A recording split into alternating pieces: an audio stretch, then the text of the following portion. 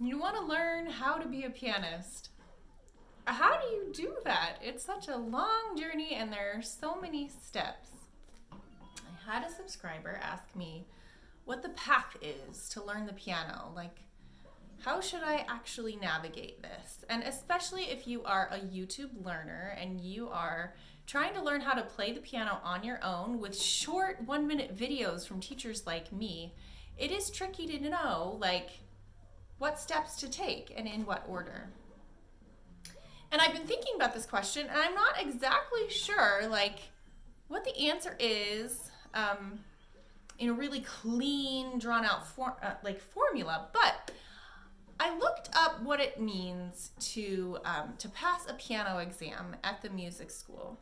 So I went to the Jacobs School of Music, the Indiana University School of Music, and I studied piano. But every other music major in the music school has to study piano as well. So if you're a trombone player, a singer, a choir teacher, any sort of music major has to be able to have a basic understanding of the foundations of like how to play the piano, and they have to have a certain level of piano proficiency. And there's an exam for that. And I thought all of the things in that exam are really useful skills to play the piano. And if you cover all of those, you have a really great skill set. So things that you want to look for, that you want to work on, that you want to build up, are being able to play like all of your scales, chords, and arpeggios. So basic like exercises and technique, doing things like this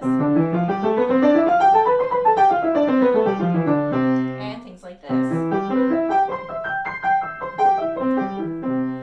On all the black keys and all the white keys, those are called scales and arpeggios.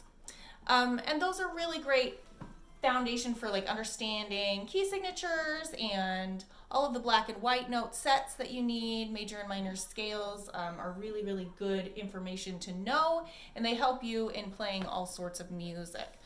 So scales and arpeggios. Chords give you the tonal foundation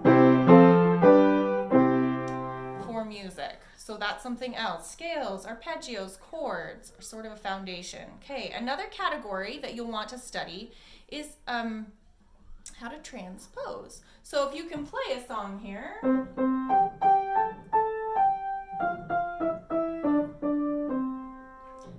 that's in C major. Transposing means that you play it somewhere else, starting on a different note. So I could also play the same exact song on the black keys, for example. I could play it in E flat major. It's a little bit higher. And being able to transpose a song, playing it anywhere in any key, is really useful, especially if you are accompanying a singer who have a limited vocal range and you need to move it up or down to accommodate for them. So transposition. And then transposition is also something that's related to things like the clarinet and the horn and some instruments that are not in the same key as the piano. So understanding transposition is really useful. So we have scales, chords, arpeggios, and transposition. Sight reading is another skill that you need to develop, and I think that is the main one that people think about when they want to become a musician. How do I read music?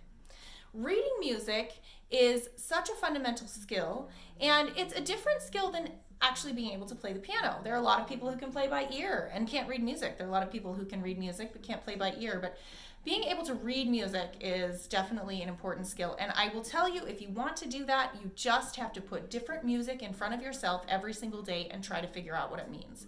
So sight reading practice means getting out something new that you've never seen before and playing it for the first time and just trying to understand what the musical notation means. So sight reading skills are really important for having a certain proficiency at playing the piano.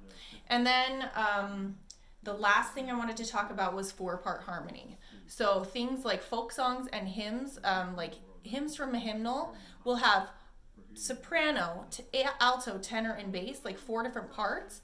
And understanding how these voices move and just being able to play 4 different parts simultaneously is a really basic skill that like sort of translates into lots of different abilities on the piano. Being able to play 4 notes at a time means that you can play a full chord and that you can read Beethoven and Mozart and lots of other stuff as well. So I recommend those kind of 5 or 6 areas: scales, arpeggios, chords, transposition, sight reading,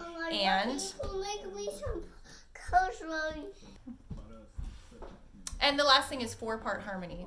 So I recommend those as areas of study. You can look at videos on those different topics, and hopefully that will help you if you're doing this journey all by yourself. And I will try to cover all of those areas in my videos at some point. Make me some toast. Somebody's hungry. We're done with piano. Bye.